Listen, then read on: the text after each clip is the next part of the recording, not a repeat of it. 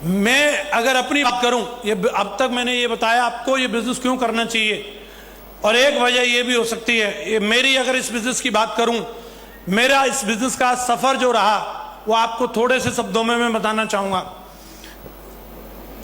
इस बिजनेस में मैं जैसे आपको बताया 3 सितंबर 2004 को मैंने बिजनेस को ज्वाइन किया था।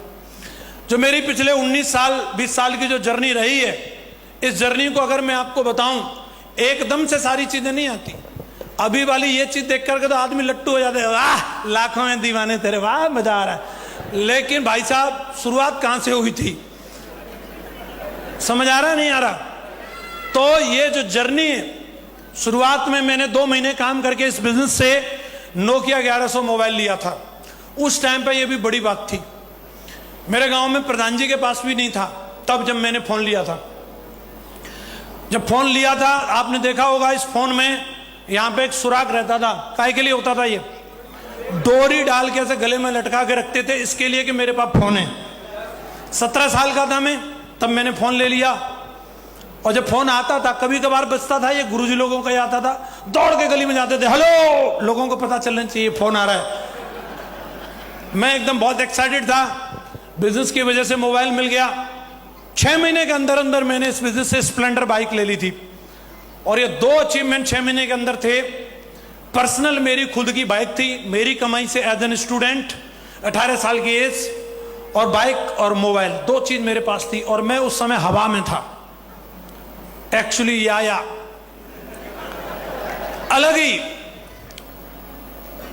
और मेरे एटीट्यूड की वजह से, मेरी मक्कारी की वजह से इसके बाद ऐसा ब्रेक लगा कि इसके आगे मेरे पास दिखाने के लिए कुछ है ही नहीं,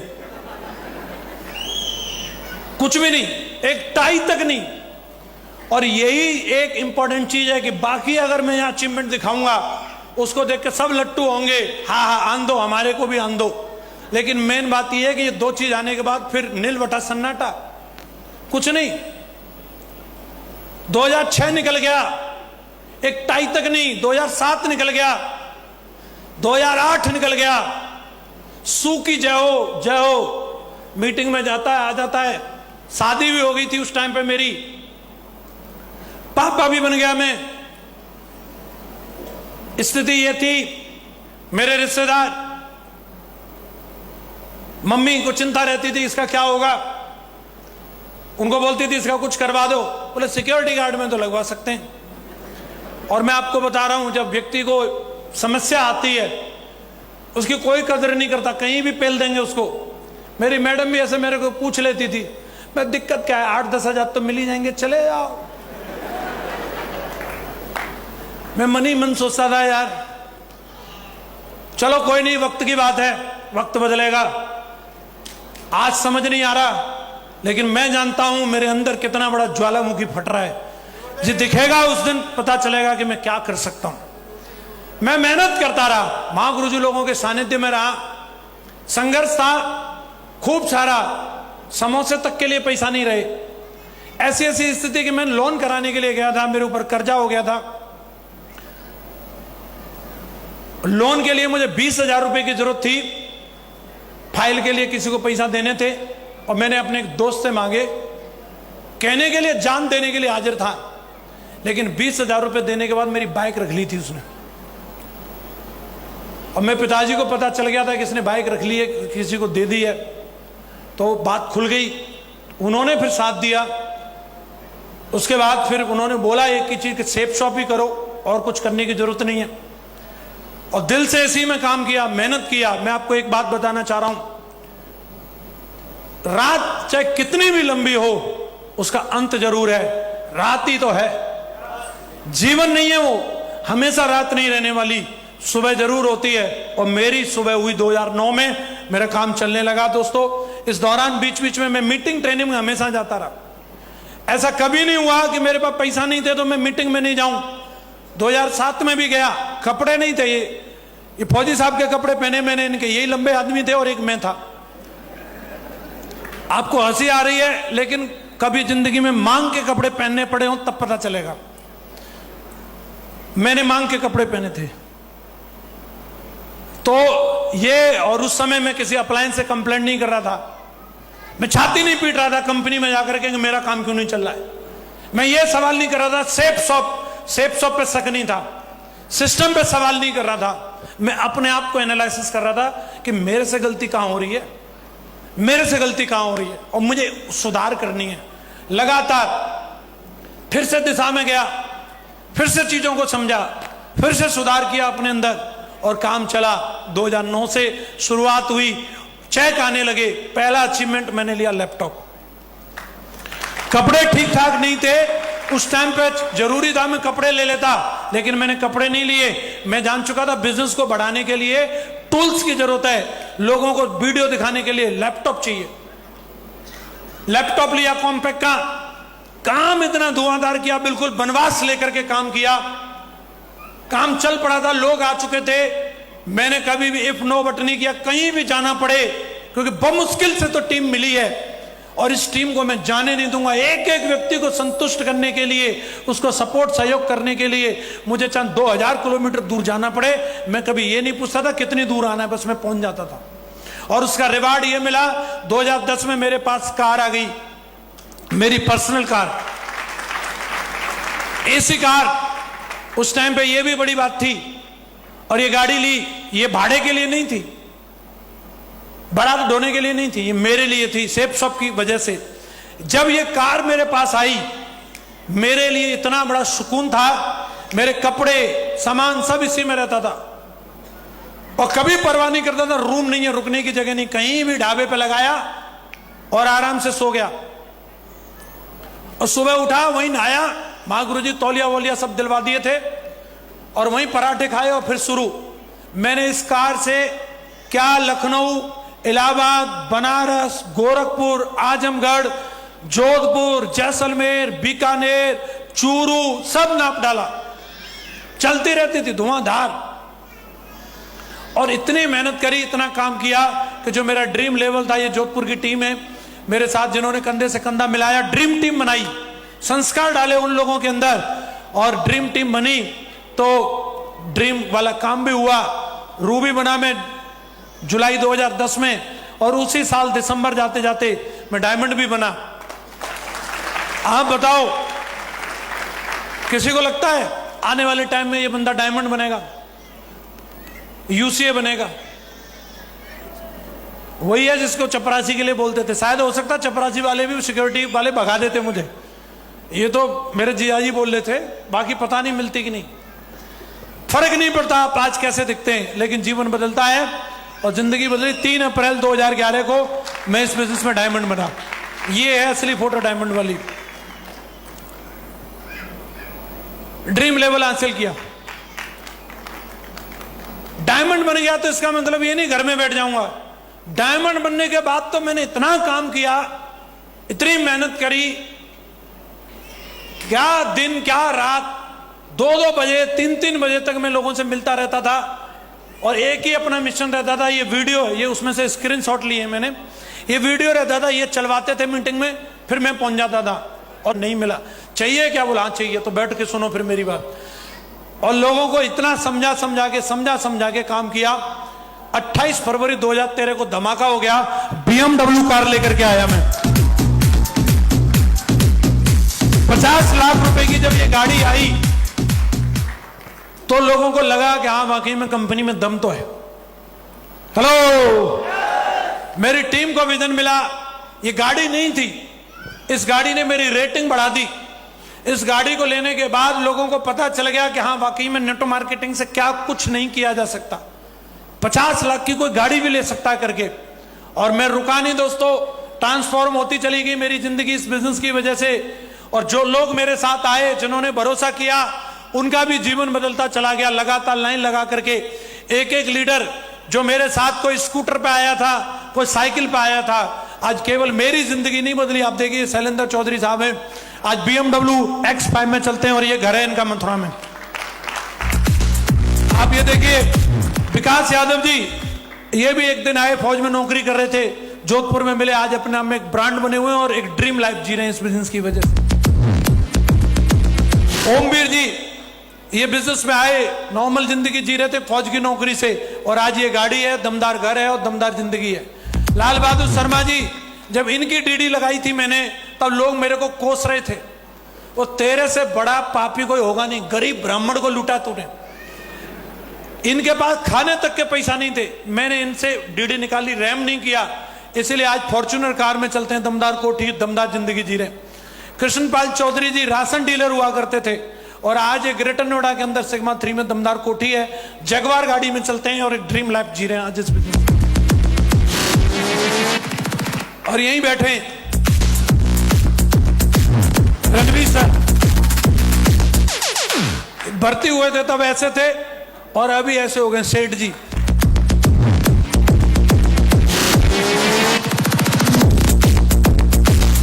आज करोड़ों रुपए के घर में रहते हैं, घर पर जाइएगा आप, बिल्कुल एकदम आपको 5 स्टार फैसिलिटी वाला मामला है। तो जिंदगी मेरे साथ साथ जो लोग आए उनका भी जीवन बदल रहा है और लगातार लोगों के जीवन में परिवर्तन आ रहे हैं। मैं अगर अपनी सक्सेस जर्नी को देखूं, आप हिसाब लगाना, इन 20 सालों में सेप सॉप करने के बाद अगर आपको ये सब मिले तो आपको काम करना चाहिए कि नहीं करना चाहिए। एक एक हफ्ते का 7 लाख, एक एक महीने में 20 लाख, एक एक हफ्ते में 19,82,000,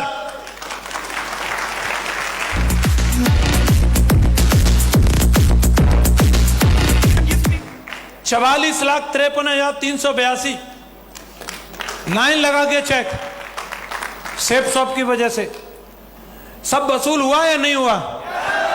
कितनी बार इस सूत मिल चौराहे से सादाबाद के लिए ट्रक में लटक के गया हूं मैं बता नहीं सकता कितनी बार।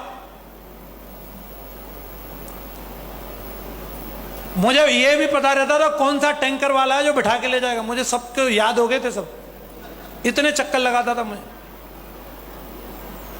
और आज जो हाथों में फावड़ा और गांव में घूमते थे, आज उन्हीं हाथों में BMW का स्टीयरिंग है।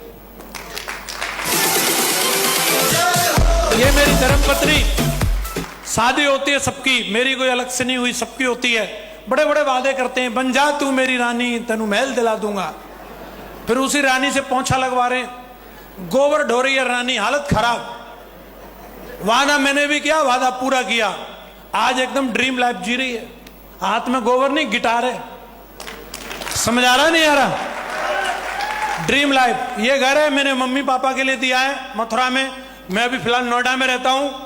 और एकदम इस बिजनेस की वजह से पहली विदेश यात्रा थाईलैंड गया था मैं, इसके बाद Nepal, Malaysia, Singapore, Hong Kong, Macau, Paris, Switzerland, चेक, Slovakia, Austria, Hungary, Russia, Maldives, Turkey, Vietnam, इतने सारे देशों में जा चुका हूं और एक एक देश में 5-5, 6-6 बार भी जा चुका हूं। ये मेरी फर्स्ट फॉरेन ट्रिप थी। इस ट्रिप में मैं गया था, 200 रुपए की ये टी शर्ट थी जो मैं यहां से लेके गया था, इसी को पहन के घूम रहा था। फिर महागुरु जी श्री चतुर्वेदी सर को दिख गया कि ये यही टी शर्ट में घूमता रहता है, तो ये व्हाइट टी शर्ट गुरु जी ने वहां से दिलाई थी 100 बात की। ये हालत थी मेरी पहली फॉरेन ट्रिप पे। वहां जाने के लिए 30,000 रुपए चाहिए, वो गुरुजी ने अरेंज करके दिलवाए थे मुझे कंपनी में। टारगेट कर दिया था पर और कोई जुगाड़ नहीं थी मेरे पास, ये पहली विदेश यात्रा का। उसके बाद फिर महागुरु जी लेके गए नेपाल, थोड़ी हालत सुधर गई थी। महागुरु जी भी हमारे टोपी लगा के देख लो, ठीक है। तो उसके बाद की बीच की फोटो है नहीं मेरे पास, लेकिन इन शॉर्ट आपको बता रहा हूं। पुलिया से पेरिस,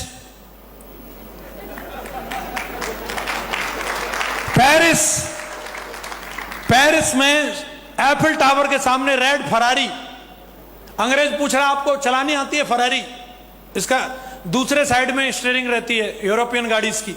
मैंने कहा जो आदमी गांव का ट्रैक्टर चला सकता है वो कोई भी गाड़ी चला सकता है, तू दे हम चलाएंगे। धुआंधार उड़ा दी, मीटर तान के पों। मैं बता रहा हूं लोग मर जाते हैं, जीवित फरारी देखी नहीं होगी, सफारी नहीं बोला, फरारी। समझ आ रहा है। स्विट्जरलैंड, अब मेहरिया भी संग रहती है, मस्त जिंदगी जी रही है, देखो बुलेट ट्रेन में घूम रही है, रसिया में खड़ी है।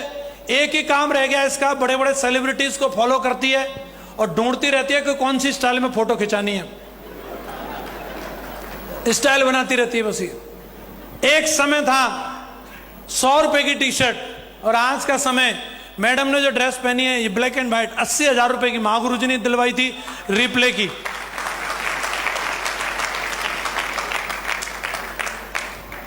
हेलो, जिंदगी तो बदलती है।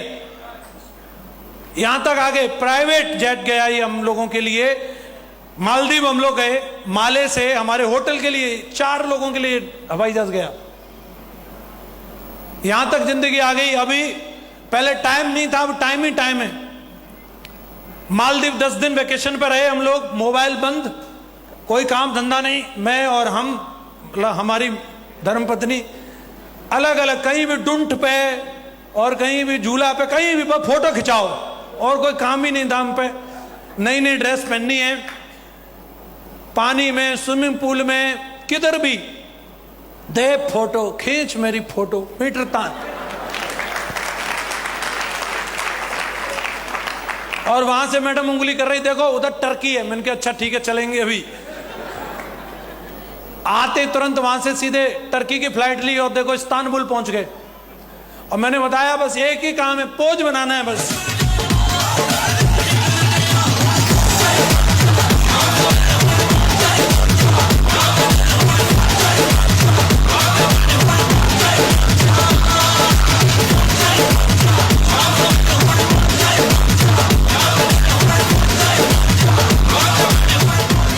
वहां भी कंपनी ने घूमने के लिए मर्सिडीज दी थी, क्योंकि कंपनी को मालूम है टाइगर हमारे यहाँ पे BMW मर्सिडीज से नीचे नहीं चलते। इसी में चलते थे हम लोग। कापोडोशिया में गए हम लोग, अभी देख रहे हो ना, जारा, अरमानी, साला मीटर तना हुआ है। 23,000 की टी शर्ट है जो मैंने पहन रखी है। सही है जुगाड़? हेलो, आवाज आ रही है? आनी चाहिए। वहां पे हम सबसे महंगे होटल में रुके थे, कापाडोशिया के सबसे महंगे होटल में। हमारी बालकोनी से ये सुबह 5 बजे का दृश्य था। इस दृश्य को देखने के लिए बड़े बड़े सेलिब्रिटीज का सपना होता है। ये बैलून उड़ रहे हैं पीछे और हम लोग अपने रूम के बाहर खड़े थे। ये कंप्यूटर से बनाई हुई फोटो नहीं है, ये रियल है, इसे हम जी के आए। फिर वहां से आने के बाद वियतनाम, बीच में थाईलैंड भी गया। मैं डाली नहीं फोटो, बहुत ज्यादा है, पक जाओगे आप लोग। महागुरु जी लोगों का साथ रहता है, सेलिब्रिटियों की तरह जिंदगी है। एक झलक दिखा, थोड़ा इसको आवाज देना, क्या फीलिंग है, राजा महाराजाओं की तरह। सही है जुगाड़? बस तो और क्या है, यही बता रहा था मैं। जब तक आप खुद को पसंद नहीं करेंगे तब तक दुनिया आपको पसंद नहीं करेगी। किसी को नहीं लगेगा कि आप डायमंड हैं, आपको लगना चाहिए मैं डायमंड हूं।